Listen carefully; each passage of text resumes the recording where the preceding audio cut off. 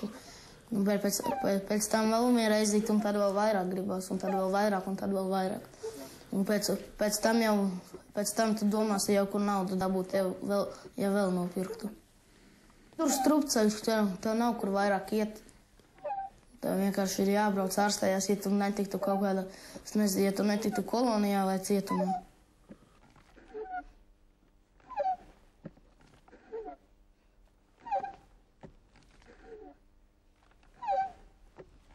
Mani sauc Loma, man ir 16 gadi. Esmu no Ogres rajona. Kolektīvā atrodos 6 mēnešus un 4 dienas. Nelietoju 2 mēnešus un 3 dienas. Man ir ļoti gudrs brālis un māsa. Man mamma visu laiku centās mani viņiem salīdzināt. Visu laiku teica, paskaties savu brāli, paskaties uz savu māsu. Un tas man no sākuma es tam piekritu, es tur mēģināju darīt visu labāku. Tad kaut kā, es gāju uz mūzikas skolu, uz mākslas skolu, sāku iet un dejoju, dziedāju, sportoju. Visu darīju. 13 gados iepazinos ar puisi, kuram bija 20 gadi. Gadu mēs bijām kopā, un tad viņš pašā sākumā vienkārši ieved man tajā pieaugušajā dzīvē, un tā bija visi draugi pilngadīgi. Uzaicinu uz kādu diskotēku, tur aizbrauku kaut kur, un te jau vienmēr alkohols ir līdzi. No sākuma es jau tā nedzēru tā, drusciņi, bet tad kaut kā lai atbrīvotos, lai mēģinātu arī vairākiem cilvēkiem uzmanību piesaistīt. Tā. Tas bija tā kā arī nedaudz pret pašas gribu, bet pēc tam tā kaut kā iepatikās, un tad es pati jau sāku dzert tā daudz. Tu to cilvēku mīlēji? Jā. Es viņu vēl projām atceros. Tagad viņš ir labs draugs, tas puisis, vienkārši ļoti labs draugs, bet vairāk nekā es pilnībā. Protams, es vēl neesmu aizmirsis to, jo viņš daudzreiz mani sāpinājis. Es neesmu to aizmirsis, bet, ja piedos, pašam būs vieglāk dzīvot. –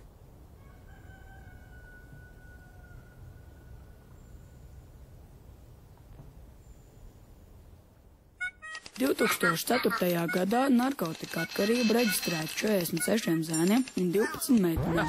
Sāku lietot narkotikas, un tieši tajā brīdī man parādījās tāds cilvēks, kurš man tiešām patika, un es ar viņu sāku draudzēties. Un pirmā reize ar viņu pārguļot, es paliku stāvoklī. Un es uzreiz atmetu narkotikas, tad mēģināju arī atmest pīpēšanu. Uzzināju, protams, es pavēlu. Man bija 18. nedēļa, jo es atsakos tam ticēt, ka es esmu bērns, ka es varu palikt stāvoklī. Tieši ar viņu es negribēju gulēt. Ar viņu es gribu būt tāda, kāda es esmu patiesībā.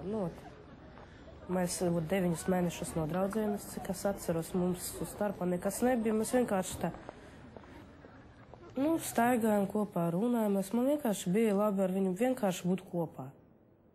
Es par to nedomāju. Un to vienu dienu, kad uz 8. mārtu es salietojos dimedrolu, gribēju pagļučīt bišķiņu. Un tad viņš izmantoja to brīdi un pārgulēja. 15% zēnu un 20% meiteņu pirmās seksuālās attiecības notikušas alkohola vai narkotisko vielu reibumā. Ir kauns prasīt puisim, vai tev esi uzvilcis prezervatīvu vai nē. Un ja tev ir kauns, tad nenodarbojas ar to un visu. Tad nedari to. Labāk paprasi, ja nevari, tad nenodarbojas.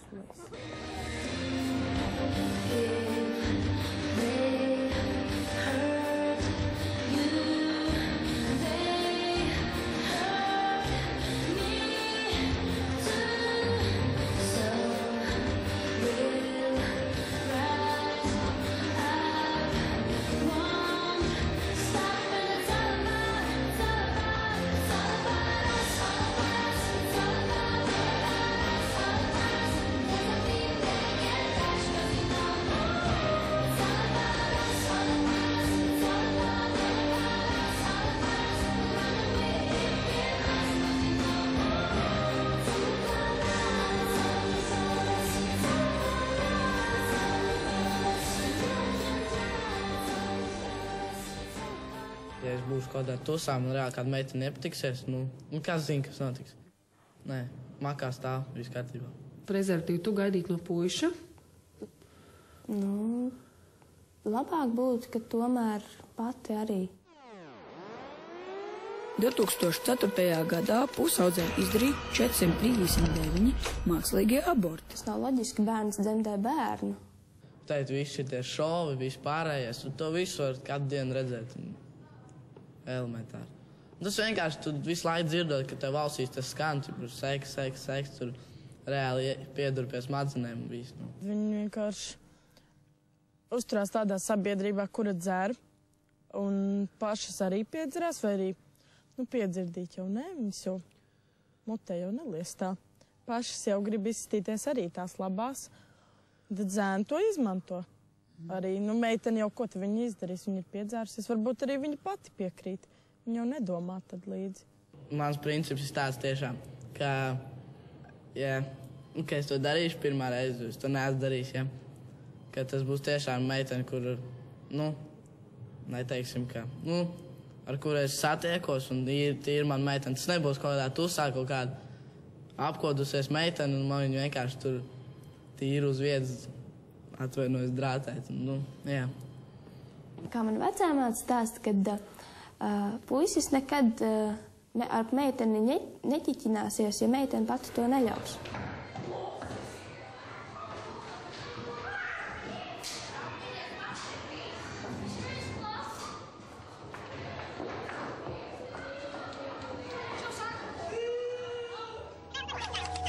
Vai tu zini kādu cilvēku, kurš ir izstumtais? Viens tāds cilvēks, un šis iemesls arī ir tas, par ko mēs runājām, apaļīga meitene. Dažiem jau tas ir tā, ka viņi pārāk daudz našķojas, un citiem dēļ tā, ka varbūt viņiem tas ir iedzims, bet nevajag jau dēļ tā apcelt. Viņas klases biedri, meitenes, sāka par to, ka viņa nesmeķēja, nepīpēja, sāka sīst tur, un teica, lai viņa vāktos no klases uz citu skolu. Kādas iespējas viņai būtu to situāciju izmainīt uz labo pusi? Pirmām kārtām jau notievēt, otrām kā. Galvenais jau it kā būtu mainīties raksturā, tad varētu notievēt. Es uzskatu, ka viņam ir ļoti grūti katru rītu celties un nākt uz skolu ar apziņu, kad viņu tur pazemos un nedodies fiziski iespaidos. 2004. gadā vecumā no 10 līdz 14 gadiem izdarīta viena pašnāvība. Vai tu esi iedomājies vai mēģinājies iedomāties, kā viņa jūtas pati savā ādā? Nē. Tāpēc, ka droši vien tev tas neinteresē? Jā. Man visnejaukākā īpašība liekas egoisms.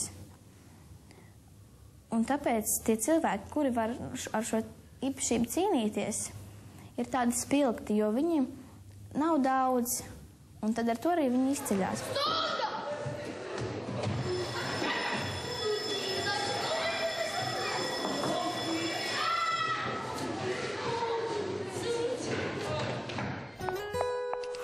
Pēc 10 gadiem. Es centīšos būt laba mamma, es zinu, ka es gribu būt laba tiešām mamma un darīt visu, lai es patiktu pat saviem bērniem būt kā draugs, nevis kā mamma. Ja vīrs droši vien arī tētis, lai latvieši turpinās. Pirmkārt pabeigt skolu visu, un tad spēlēt kādā hokeja komandā, kurā pienācīgi maksāt.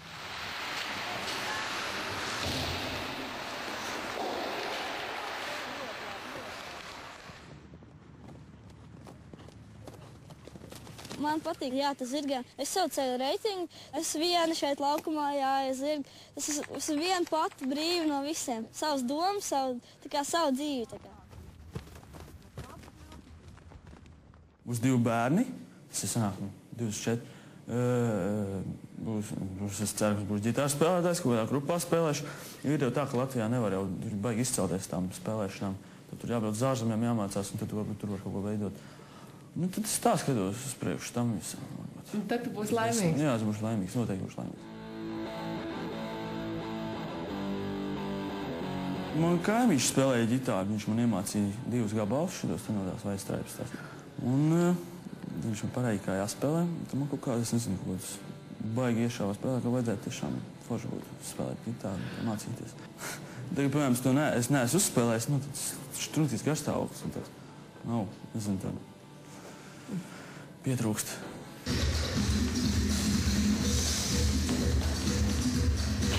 Jāizbauda katru dienu kā pēdējā. Jādara viss iespējamais, lai būtu laimīgs.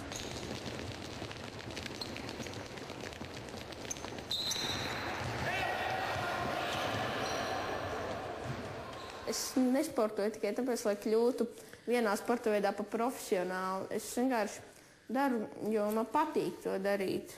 Un gūstu no tā prieku, izklaidējos. Un man ir svarīgi to mācīt, lai man būtu jautri, lai man būtu ko darīt. Man vienmēr ir paticis spēlēt. Un, ja ir tāda iespēja, protams, to arī izmantoju.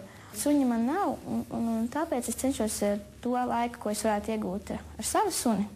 Cenšos to arī, protams, iegūt dzīvnieku patversmē. Pēc tam man šķiet ļoti negodīgi, tā kā daži cilvēki izrīkojās ar dzīvniekiem, un es cenšos to darīt savā darbā. Modeļieris. Zviesma. Slavenā modeļieri.